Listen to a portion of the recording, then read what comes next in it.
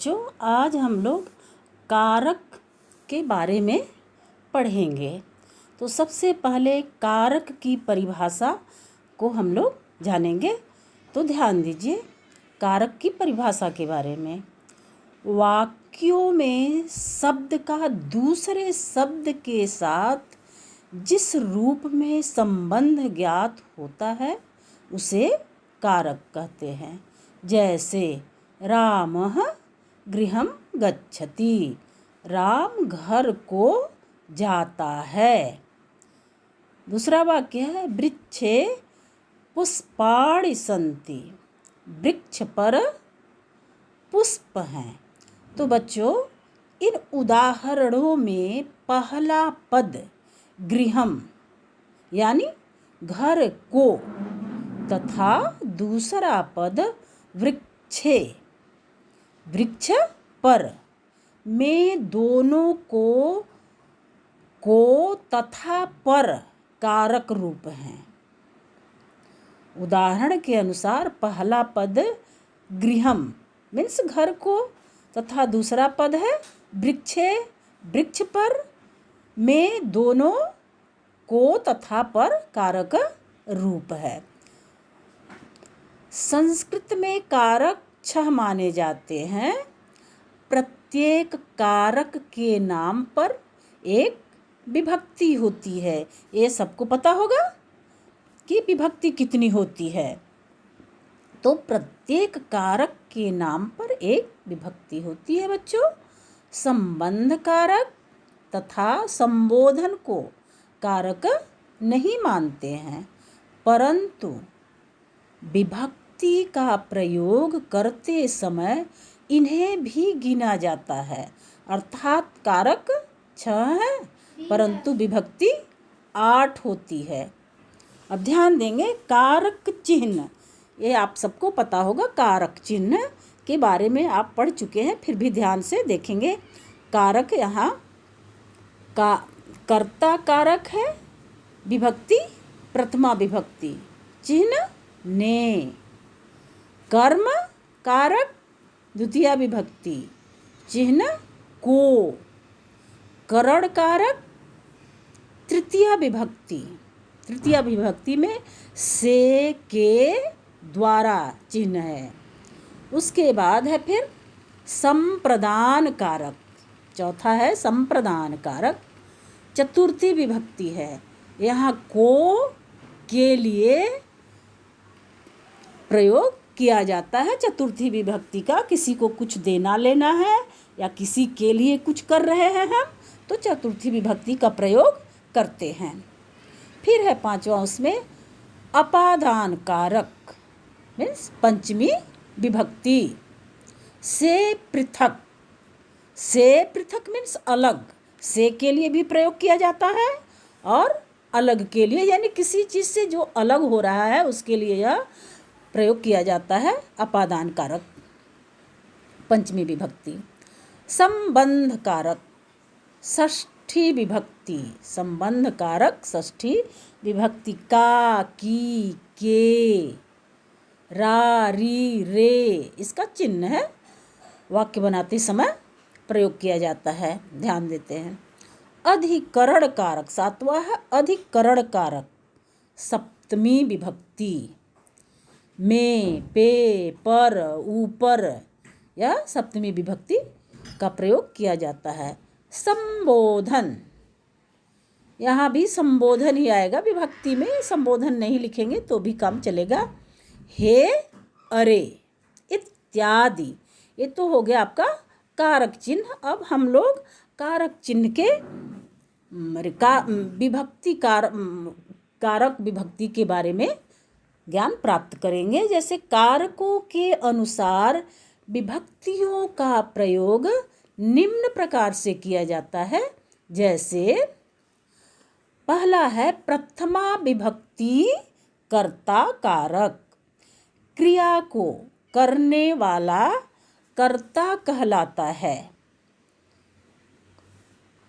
और कर्ता में प्रथमा विभक्ति होती है। तो ध्यान दीजिए प्रथमा विभक्ति में है कर्ता कारक, क्रिया को करने वाला कर्ता कहलाता है और कर्ता में प्रथमा विभक्ति होती है। जैसे रामः पठति, छात्रौ पठतः, बालिकाः पठन्ति, अहं गीतं गायामि, मेघाः गर्जन्ति, मयूराः नृत्यन्ति, छात्रः पठति। तो हो गया ये प्रथमा विभक्ति, समझ में आ गया होगा आपको। दूसरा है द्वितीया विभक्ति। द्वितीया विभक्ति में कर्म कारक होता है। कर्ता जिस कार्य को करता है वह कर्म कारक होता है। कर्म कारक में द्वितीया विभक्ति होती है। जैसे विद्यालयं गच्छति, छात्रान् नयति, वृद्धः ग्रामं गच्छति, गजः जलं पिबति, शिशुः दुग्धं पिबति।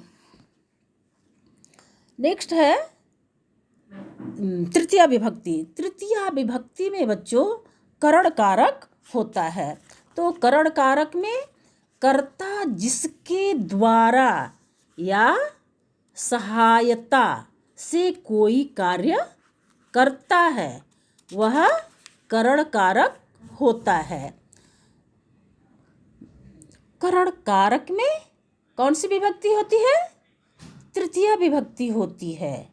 जैसे हस्तेन पत्रं लिखति, रामः पदाभ्याम चलति, हस्तेन पत्रं लिखति मीन्स हाथ से पत्र लिख रहा है। रामः पदाभ्याम चलति, राम पैरों से चल रहा है। ध्यान से फिर से सुनेंगे तृतीया विभक्ति।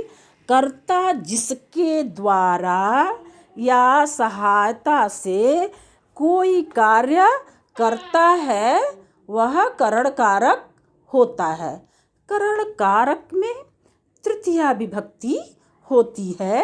जैसे हस्तेन मीन्स हाथ से के द्वारा आप चिन्ह पढ़े हैं।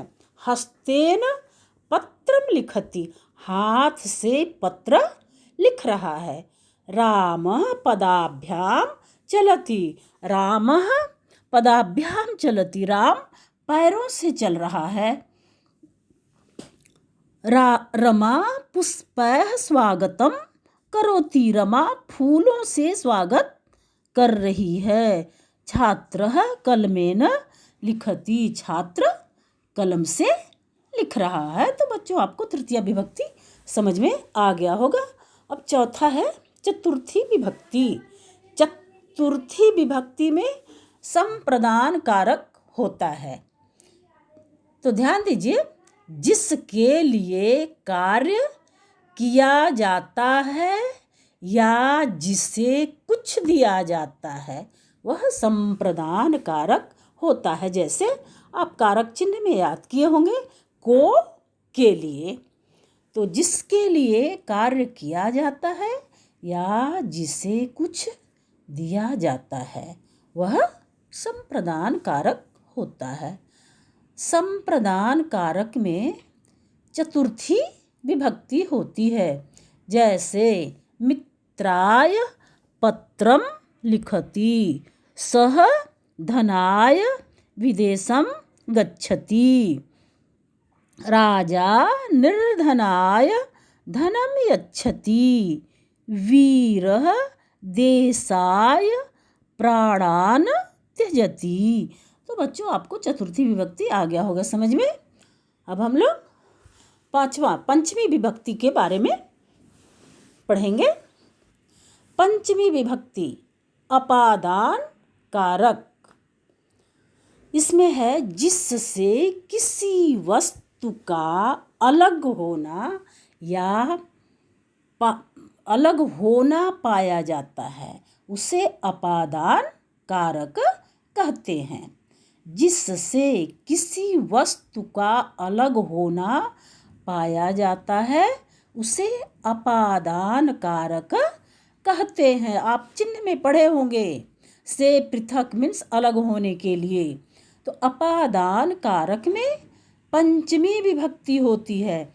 जैसे वृक्षेभ्यः पुष्पाणि पतन्ति, शिशुः वानरात् बिभेति, बालः सर्पात् बिभेति, मेघात् जलं पिबति, वृक्षात् फलानि पतन्ति। तो आ गया समझ में आपको पंचमी विभक्ति। फिर 6 नेक्स्ट पढ़ते हैं, ध्यान दीजिए। षष्ठी विभक्ति। षष्ठी विभक्ति में संबंध कारक होता है। तो जिससे किसी का संबंध प्रकट होता है उसे संबंध कारक कहते हैं। संबंध कारक में षष्ठी विभक्ति होती है। जैसे रामस्य काकी के, षष्ठी विभक्ति में काकी के रा री रे चिन्ह को ध्यान देंगे आप, तब वाक्य समझ में आएगा। तो जिससे किसी का संबंध प्रकट होता है उसे संबंध कारक कहते हैं। संबंध कारक में षष्ठी विभक्ति होती है। जैसे रामस्य पुस्तकम, बालिकानां पाठशाला, मीन्स राम की पुस्तक है, लड़कियों की पाठशाला है।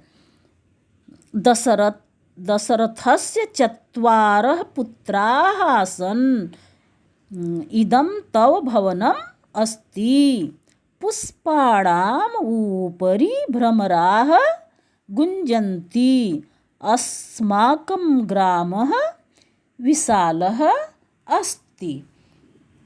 तो आपको समझ में आ गया होगा षष्ठी विभक्ति बच्चों। आगे हम पढ़ेंगे सप्तमी विभक्ति। सप्तमी विभक्ति में अधिकरण कारक होता है। तो इसका चिन्ह आपको याद होगा। चिन्ह में है आपका में, पे, पर, ऊपर, ये सब होता है। तो हमेशा चिन्ह को याद रखना चाहिए। क्रिया के आधार को अधिकरण कहते हैं। कर्ता जिस स्थान पर क्रिया करता है वह अधिकरण कारक होता है। इस कारक में सप्तमी विभक्ति होती है। तो जैसे अहम उद्याने क्रीडामि, वने सिंहः गर्जति, आकाशे खगाः उड्डयन्ति, वृक्षे वानराः तिष्ठन्ति, नगरे मम भ्राता वसति, नगर में मेरे भाई रहते हैं। तो आपको सप्तमी विभक्ति समझ में आ गया होगा। इन 7 विभक्तियों के अलावा संबोधन कारक माना जाता है।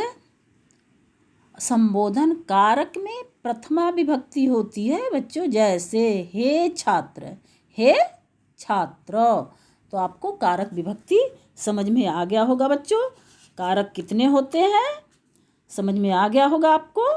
तो आज के लिए बस इतना ही। धन्यवाद।